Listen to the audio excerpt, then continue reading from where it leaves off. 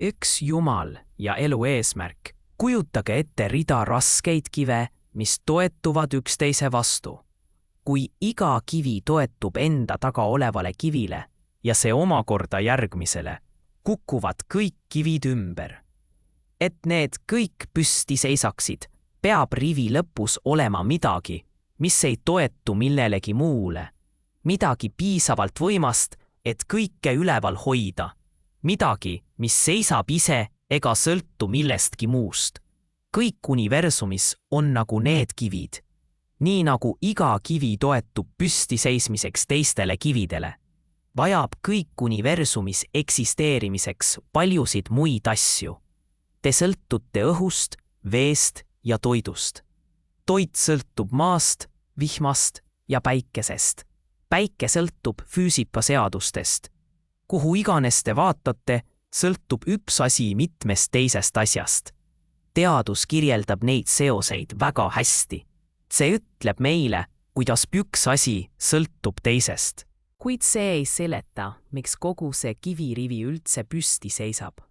See ei vasta küsimusele, mis on piisavalt võimas, et kõike üleval hoida. Selle mõistmiseks peame vaatama kaugemale sõltuvate asjade ahelast. Peab olema oleus, kes hoiab kõike üleval, kuid ei toetu ega sõltu millestki muust. See oleus, kes hoiab kõiki asju üleval, kuid keda ei hoia üleval keegi teine, on see, keda me nimetame kõigeväeliseks Jumalaks. Elu eesmärk, seega lõi kõigeväeline Jumal meid ja kõik meie ümber. Kui vaatame ringi, näeme, et kõigel on selge eesmärk. Päike soojendab maad ja tõstab vee taevasse, moodustades pilved.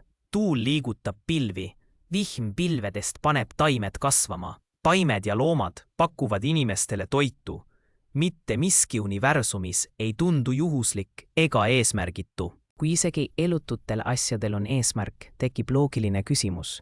Miks lõi kõigeväeline Jumal inimesed, kellel on selgelt kõrgeim intellekti ja teadlikkuse tase? Sellele küsimusele vastamiseks saatis Jumal prohvetid oma sõnumit inimkonnale edastama. Alates prohvetitest Aadamast, Noast, Abrahamist, Moosesest, Taavetist, Saalomonist, Jeesusest ja Johannesest kuni viimase sõnumit toojani, püha prohvet Muhammadini, rahu olgu nendega. Iga prohvet tuli sama selge sõnumiga. Jumal lõi inimesed teda kummardama ja talle kuuletuma, ja see maine elu on meie Jumalale kuuletumise pidev test. Inglid panevad kirja iga meie teo, sõna, mõtte ja kavatsuse. Surmahetk on see, mil est lõppeb ja tulemused selguvad. Need, kes elasid usus kõigeväelisse Jumalasse ja tegid õigeid tegusid, saavutavad igavese edu paradiisis. Need, kes ei uskunud ja lükkasid kõigeväelise Jumala tagasi, kannatavad igavest karistust põrgutules. Kuidas me teame tõde? Kuidas me teame, et prohvetid tulid?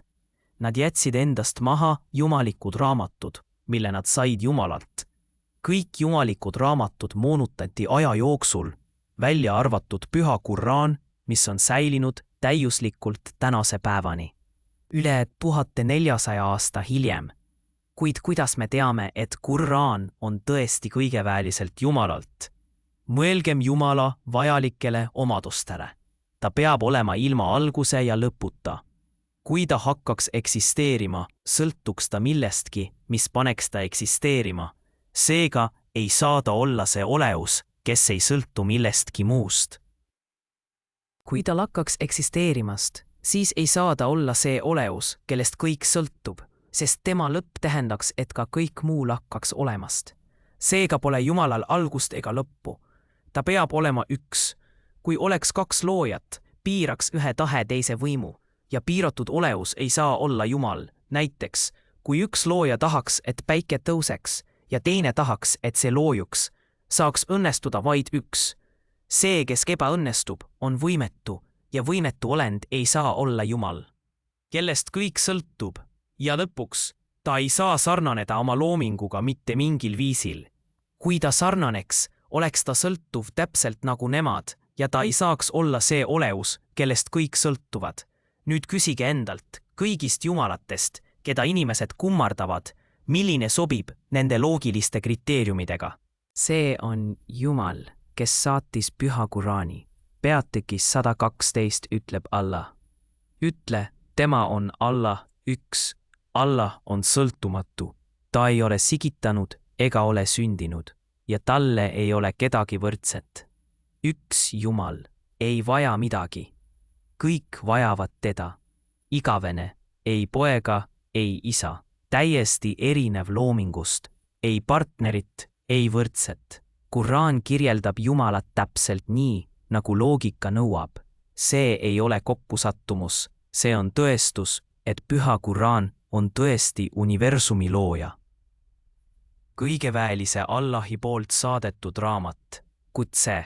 Seega kutsume me teid islami juurde, tõelise Jumala kummardamise juurde, kes lõi taevad, maa ja kõik, mis eksisteerib. Islamisse sisenemiseks öelge lihtsalt siiralt. Ma tunnistan, et ei ole teist Jumalat peale Allahi, väärt kummardamist, ja ma tunnistan, et Muhammed on Allahi sõnumitooja. Ashhadu an la ilaha illa Allah, wa ashhadu anna Muhammedan Rasulullah. Kui me eksime, kaotate 3 minutit. Kui meil on õigus, kaotate minema kõndides kõik, lõppematus surmajärgses elus. Uks igavesse õndsusse on pärani lahti. Kas te astute sellest läbi?